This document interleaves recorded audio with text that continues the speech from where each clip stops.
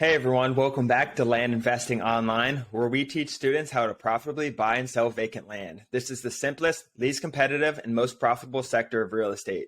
For more information, go to landinvestingonline.com to join our free Discord. Tons of successful investors in there. Come learn from the best. I'm Dan Rapke, joined again by my brother and partner, Ron Apke. How you doing? Doing good. Excited to be here. I think this is a topic that can be used by more than just land people, honestly, which I'm excited about. Yeah, I agree. It's goal setting. We're occasionally going to do some topics on a broader scale because this is, buying and selling vacant land like we do is a business model, right? And part of a business model, there's a lot of other things that go in. We had a motivation one, people like that. Now we were requested to do a goal setting one. I think it's a really good topic. But before we start, let's go over one of our questions from our members. Their question is, I added a new partner and some of our goals do not align. Kind of fits with what we're doing today. So I like to send out higher volume of mail and they want to stay small, between 3,000 to 5,000 mailers a month. What are my options? So Ron, do you want to start actually? Yeah. So you said a partner, just to double check. Correct. Yes, they're partners and I guess one wants to grow and one doesn't want to grow. Yeah. I mean, personally, you need that fit that fit needs to be correct. At this point, I don't know how far in you guys are, but at this point, I mean, really, it doesn't matter if you guys are a year in or a week in. Obviously, if you're a week in, it's easier to separate. But I think if that fit doesn't fit, then you just need to have that conversation and split. I've had members very successfully that I remember and recall that have split up with partners and they are more successful either by themselves or they found another partner. And it's really better for both partner or parties because they have different goals. At the end of the day, having different goals and expecting different things from this business isn't going to work because one person is probably sending mail and the other is answering the phone. Whichever side that person is on who doesn't want to be as big, they're going to struggle to get their job done. They're not going to send enough mail to be as big as the other person wants, or they're not going to answer the phone or have enough time for that. Yeah, I think that pretty much covers it. I guess for this business, what I do want to bring up is really easy to change partners, right? Because we don't really have assets under us. There's overhead, but our overhead's like mail and a couple software things here and there. It's not like we have warehouses and trucks and, some big asset under ourselves that we're partners with. It's really as simple as making a new company, creating your name and sending out mail under that name. So it's really easy to change partners, add partners, drop partners, whatever works. So I would keep bouncing around until you find the right one if you need to. I wouldn't stay if your goals aren't aligned, or have that conversation and see if they can commit to hire. But I will say, if this is your situation and the partnership's really good outside of that, and the only thing is they want to stay at 3,000 to 5,000, if that's working really well for you guys, maybe just start up your own on the side and send mail out of your own company. That's always an option too. So there's multiple ways you can do this. I think one option, send out mail on your own. One's completely split, or one's stay with them and don't make any change, but that's not going to work because that's what you've been doing. But yeah. One more thing, make sure you guys talk to your partners about about where you want to go in the next 12 months before you partner up. Don't partner up with your best friend because he's your best friend. Partner up with someone who aligns before. So that should be a conversation. That's the first issue, is you guys should have a conversation way before this even. You should have known this going in. So someone going in should have known that the other person wasn't aligning correctly. But you guys are at this position, make the right decision and move on. Exactly. Good point. Okay, well, let's get into today's topic. It is goal setting, important or not. So we're going to talk about goal setting and some things we've done and some things we've seen some of our members done. But why? Let's just start with the basic. Why do you want to set goals? Why is this important? I think goal setting's big for a lot of people. I wouldn't say it's everyone, like what everyone needs to do. I'm not going to push everyone to do that. I know a lot of gurus or whatever that do really push, like, you need to set this goal and that's the only way to do it. But the importance of it for people who it really works for, like, it is a way to push yourself on a day-to-day basis, not saying I want by the end of the week to whatever, make $10,000. It's in the next 3 months, I want to get this done and I want to move this. It's just getting one step forward to where your ultimate goal is in business and life and just beyond just the land stuff. But I think that's where I see it. I am a goal person, Dan. I think we both kind of are, and I write it down and I look at my goals regularly to make sure I'm going in the right direction. We set quarterly goals as a business, as a land business. So it kind of pushes us to make sure and keeps us accountable as partners in this business as well.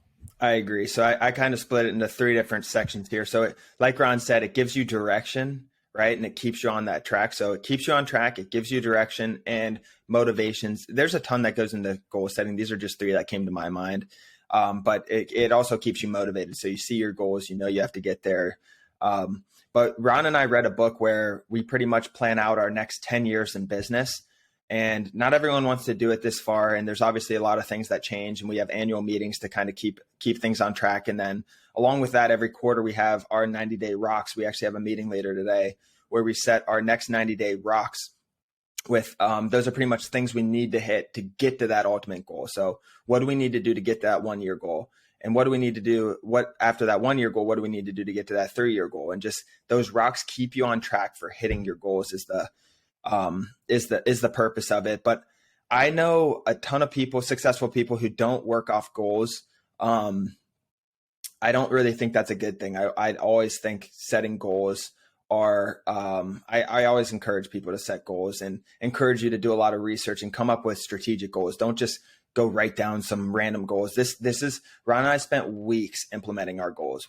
Months really, actually implementing, sitting down, having hour meetings every week for multiple months and really, really thinking this through. This isn't something you just want to start writing down some random goals. That's not going to help you. It might a little bit. It's probably better than doing nothing, but you need them to be very strategic.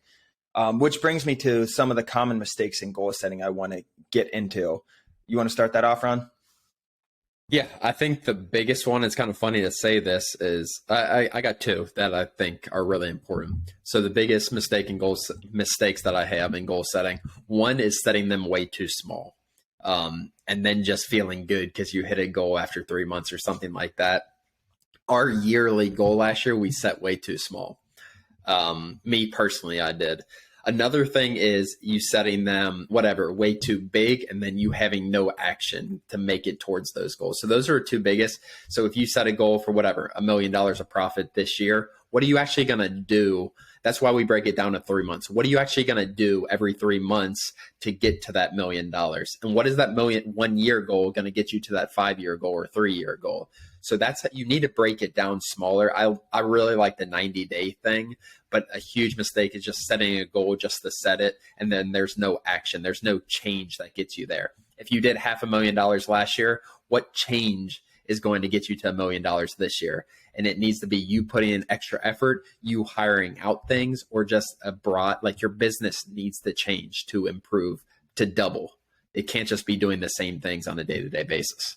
Right. So our plan, like our 3 year goal, breaks down like things like core value, what our company is going to look like in 3 years, what employees and positions we're going to need to be able to operate off all that. It breaks it down to all of those, what I call them. So they're lead measures or rocks, as we call them, as I discussed above. And these are, like Ron's saying, these are events that get you to where you want to be. So they get you to your goal and you have to break it down. So if your sales goal, say you're in a sales position at a company and you have a $1 million goal. Okay, great. $1 million. But what do I need to do to get there? Right. So look at your past data. So for Ron and I, we looked at, how much mail did we have to send out? How many employees did we have to do this? Trying to think of some other things. What's our structure look like? What kind of CRM do we need? Things like that. So if you're in a sales position and you have a $1 million goal, what's going to get you there, right? Maybe it's 50 calls a day.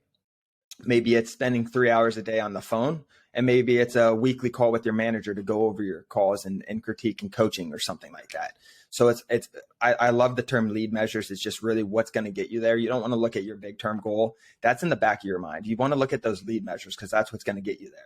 And then after those 90 days or after that year, you got to go back and analyze, did those lead measures get me to where I want? And if not, that means something was off, right? If your lead measures were too small, they were too, whatever the situation is, it wasn't aligned. So you really have to use past data to come up with these lead measures because you want to make sure it works. So if Ron and I send 8,000 mail a month, we know we're able to hit, say, $500,000 a year of profit. Okay, so maybe we just double that. But what else needs to be done? Like where do we need to send mail? Let's keep breaking it down as much as you can. I think that's really important, and it needs to be something that's hit home. Like, is that one of the bigger mistakes you see, Dan? As far as those two, I know we initially went into talking about mistakes as far as undersetting goals, and then I think people set goals some kind of like people who write a checklist every day, and then they brush their teeth and do this, and they like checking stuff off just because it puts a smile on their face, which is fine. But what are those more important things that you're going to do to actually hit a bigger goal? So I think that's do you agree with that, Dan, as far as setting too small goals and then the actually not making action? Yeah, I said because it depends the personality. I know a lot of people who set these massively high goals too, and I think that's just as much of an issue as setting. I'd rather see someone set too high of goals because that shows confidence in their process in the business, but I see that almost just as much as too low, and it really depends your personality and your confidence level, I think. But so I've setting goals too high, setting goals too low, and not putting in lead measures. And not putting in lead measures really leads me to just not planning out your goals properly. Don't just sit down with a pen and paper like we discussed and just write down $2 million goals or $2 million profit by the end of this year, right? Just break it down as much as you can. Do your research, buy some goal setting books, whatever it is. You really have to look into this to be successful at it. Yep. I heard something the other day on social media. It was, I don't know the exact words. It was hitting goals aren't by chance, they're by change. So if you, like I said, that my example of doubling your whatever income, doubling your profit over a year, it's not by chance. Like you don't just do it, and it's by change. It's by those lead measures that Daniel talks about. Goals are worthless if you don't have a, not day to day, but almost a week to week thing of what you're doing to progress to that bigger goal. And it's all small things. It's building from the ground up to hitting that big goal. Don't worry. People look at their big goal too much. If you do those day-to-day things, you're going to hit that big goal as long as your lead measures align with what that big goal is. So I think that's really important. Don't just set something just to set it. Have a plan, watch some YouTube videos on how to do it correctly. So you're actually setting goals that you're going to hit because of certain lead measures. Exactly. And I know we're beating that in the head with, the lead measure thing, but I can't emphasize it enough. So I think I got all my points. Just to go over it briefly. They're important. You got to do these things because it gives you direction, it keeps you motivated, and it keeps you on track. I think that's the main thing of why. So if you're watching this and you don't have any goals, I'd start with just maybe ordering a book or watching some YouTube videos or starting the process of how to set goals, and maybe just start thinking of what are your long-term goals and then just working backwards. I say that a ton in this business and in general in life. How do we work backwards, right? That's the end game. I want $2 million of profit. Let's work backwards. How do we get there type of deal? So I just start with take the next step. I'm sure there's a ton of people watching this video who don't have any goals set, or maybe they do, and maybe they're all personal or just broad like we're talking. Let's work backwards now. How are we going to get there? Yeah, I think one more thing I want to hit on, Dan, before I end it, is don't have all your goals be business driven. I think we're getting in society to a better place where not everything's about how much money you make. It's about genuine happiness as well. And I think Daniel and I recently, in the last year to 18 months, have been bigger on that. I know me personally, I know Daniel has as well, where you have goals that maybe are related to your family or maybe related to other stuff. I think that is just as big as those business goals because they're going to make you happy. You got to think about what you want and set goals based on that. Yeah. Whether it's, I know Daniel's jiu-jitsu, whether it's win a jiu-jitsu tournament for Daniel in the next 18 months, what lead measures is he going to take for that? That's something completely, it's not going to make him any money. It's going to cost him a lot of money because all the training and all of that. But it's fulfillment at the end of the day. Yeah, the personal goals. I'm glad you brought that up. Actually, that brings us into a whole nother side of it. You have to set personal goals, and you got to think sustainability, right? If you're unhappy, this business isn't going to be sustainable, right? If you're not happy with your life, your business is going to suffer from that. So actually, I'm looking at my 2022 goals right here, and I break all these down more on documents, but I have like the broad goals, and I have a personal section, I have a health section, and then I have the land business, and then I have land investing online, obviously, and then I have my real estate investing. So I broke it down, and 2 out of 5 of those are personal, right? And maybe you add a family thing in there if you have a family or whatever. And everyone's different. But like personal, for example, I have average over 1 book a month. I'm not a big reader. I listen to Audible. And I think that's something I would love to look at and just be like, oh, I can read 3 books a month or 4 books a month. But I want to start with something that I know I can hit. 1 book a month, I get 1 Audible credit. Let's start there, do it for 12 months. That's 12 new books. And I've already almost hit 12 books this year. So maybe I did set that too low. But going camping X amount of times, I even have on there. Travel to a new country, I have on there.